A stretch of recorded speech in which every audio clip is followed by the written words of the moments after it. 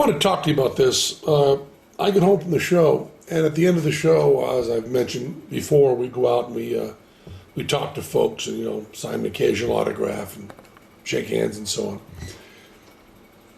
And there was one guy waiting over to the side in the what I call the hover position after I was all done. Big guy, probably about my age. Big guy. And he had been the guy who picks the joke during our psychic comedian section of the show. So he had the props from that in his hand because we give those away. He had the joke book and the envelope and the paper and stuff. If you haven't seen the live show, it's not worth explaining. But he had props from the show that we'd given him from the night before. He wasn't the guy that night. And he walked over to me and he said, I was here last night at the show, and I saw the show and I liked it. And he was very complimentary about my use of language and complimentary about, honesty and stuff. He said nice stuff. No reason to go into it. He said nice stuff. And then he said, I brought this for you. And he handed me a Gideon Pocket Edition. I thought it said from the New Testament, but I also thought it was Psalms from the New Testament, right? Or, Psalms from the just part of the New Testament. Little book about this big, this thick, He said, I wrote in the front of it, and I wanted you to have this. I'm kind of proselytizing. And then he said, I'm a businessman.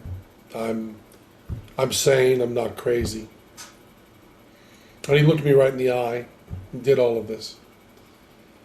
And it was really wonderful. I believe he knew that I was an atheist.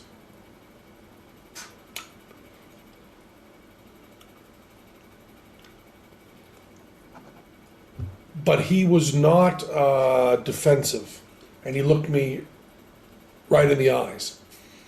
And he was truly complimentary. It wasn't in any way, it didn't seem like empty flattery. He was really kind and nice and sane and looked me in the eyes and talked to me and then gave me this Bible.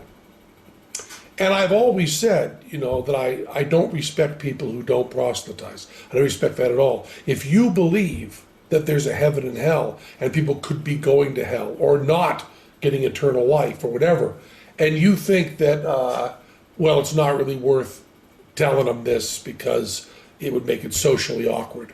And atheists who think that people shouldn't proselytize, just leave me alone, keep your religion to yourself. How much do you have to hate somebody to not proselytize? How much do you have to hate somebody to believe that everlasting life is possible and not tell them that?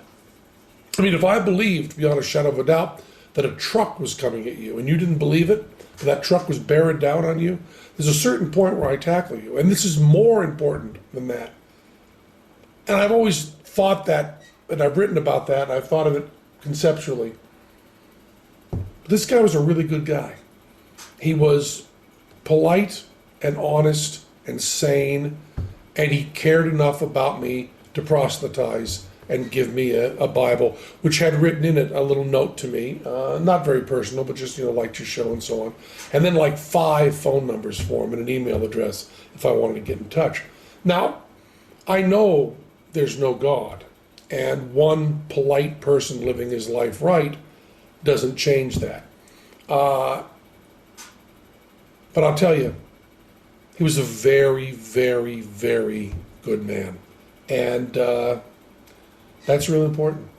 And with that kind of goodness, it's okay to have that deep of a disagreement. I still think that religion does a lot of bad stuff, but man, that was a good man who gave you that book. That's all I wanted to say.